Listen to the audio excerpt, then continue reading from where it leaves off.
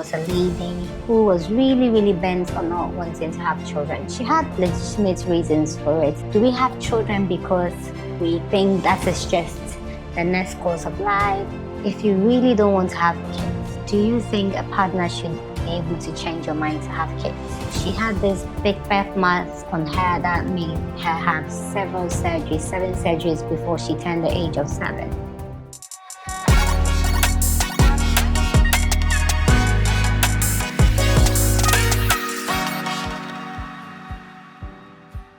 Hello and welcome to my YouTube channel. This is Side Profile, uncovering the angles, profiling the stories. How have you been, guys? It's been a minute, but yes, I'm so happy to be back.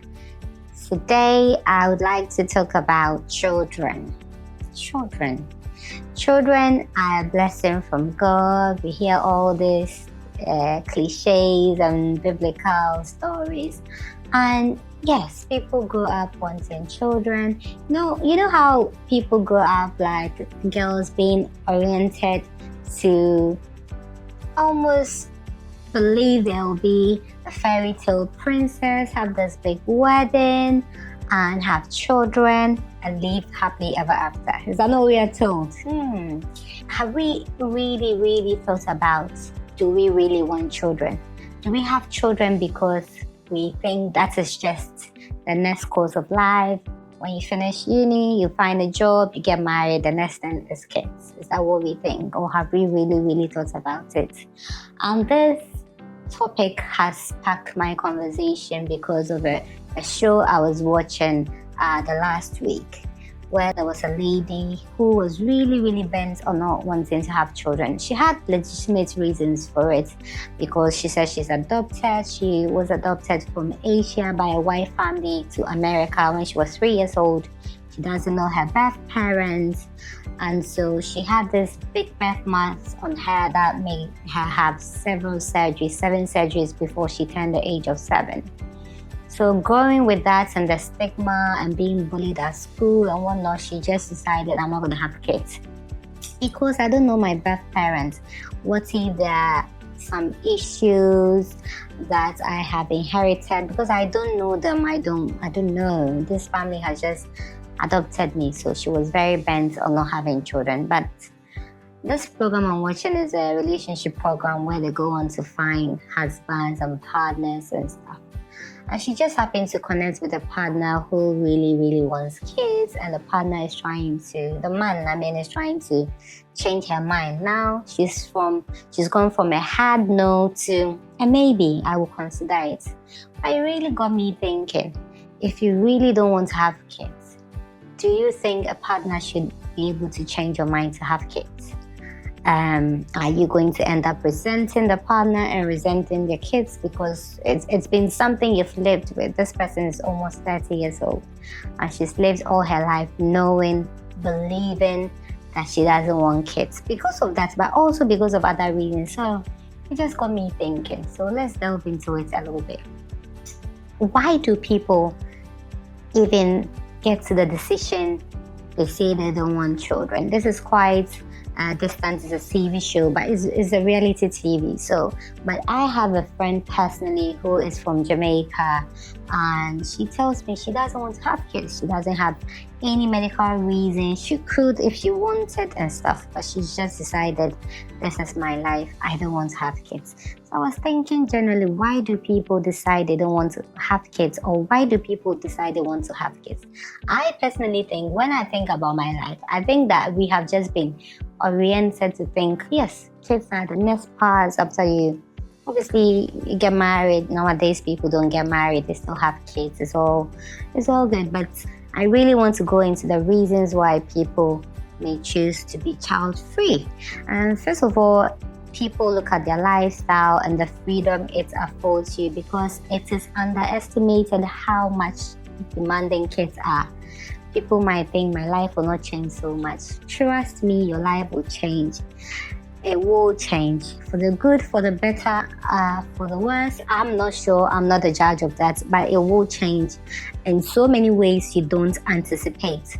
Also, according to a research, it says that's the typical average. And when I talk about average, it could be on the high side or people can be just below it. But when you strike an average, the average financial demands of raising a child from zero, actually from being a fetus, so this is when you get pregnant with them, until the child is 18, that is where they are no more a child, you would have spent an average of $300,000. $300,000. Let me say it again for the people in the back. That is no joke. That is no joke. You might think, I'm in Ghana, that doesn't apply. People are watching from the US, people are watching from the UK. There was a survey from the UK that also said it was around 240, which will also translate into about $300,000. And the average cost of raising a child from when you have them in your stomach, when you're fetus, basically to the age of 18, and that includes everything. So from the nappy days to the trainer's days to the school days, you name it, everything. That is an average. That is no small money. I know most people can't afford that, but if you typically want to give a child what they need up until that age, that is what is costing you. Let's get into it. So how many kids do you even decide to have? I know people who keep going. I know someone who has had 4 boys and keep going, and this person be struggling financially. It's like, how many kids are enough? Do we necessarily have to have boys and girls? And people keep going. I've had one side. I want both. I want the best of both worlds, and I hear all these things, and I think, do we have to have children?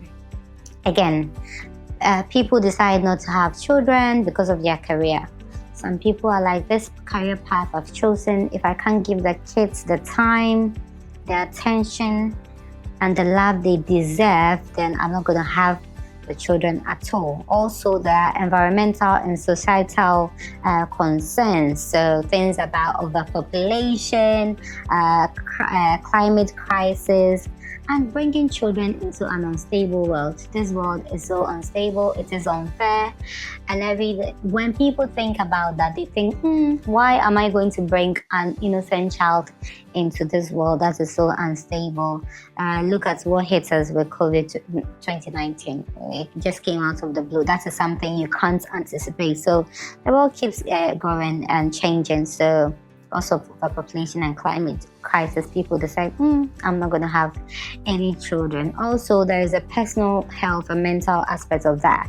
Childbirth and the pregnancy, women, the mortality rate of pregnant women has gotten better over the years. But trust me when I say that if you have a look at these numbers, it's actually quite scary, especially in developing countries. Sometimes issues that could have been resolved are not spotted because maybe for lack of adequate medical facilities and equipment to detect some of these things.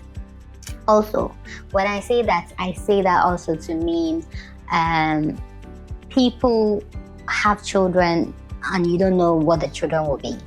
I know specifically in developed countries that they're able to check if you have a genotype that has any traits of sickle cell.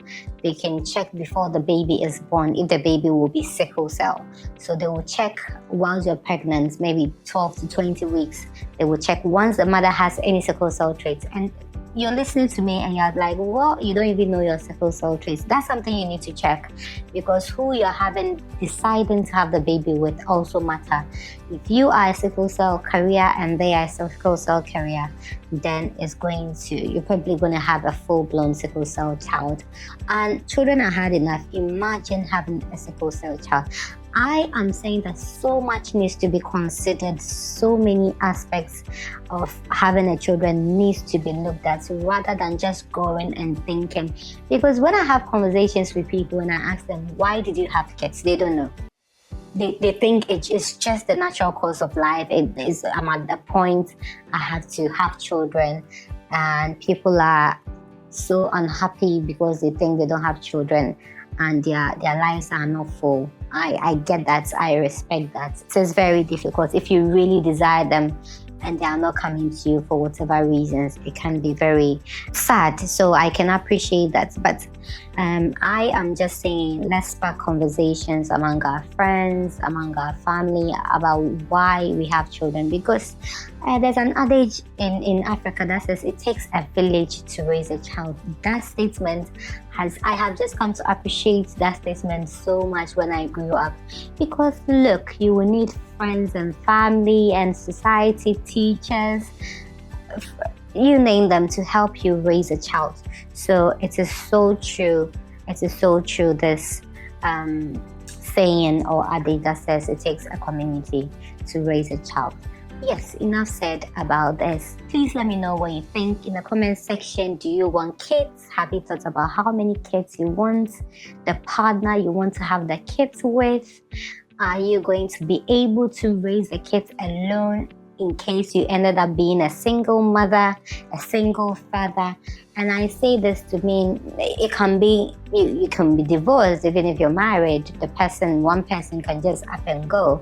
But also there is this unspoken thing about death. We don't like speaking about it, but you may have a child with somebody who ends up dying and leaving you raising the child alone. Have you thought about that? If you woke up and your partner wasn't there, are you willing to bear all the responsibility of being a mom and a dad for the child and raising them on your own?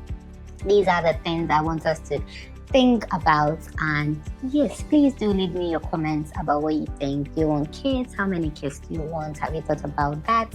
Did you have them out of societal pressure? Or did you really consider these factors?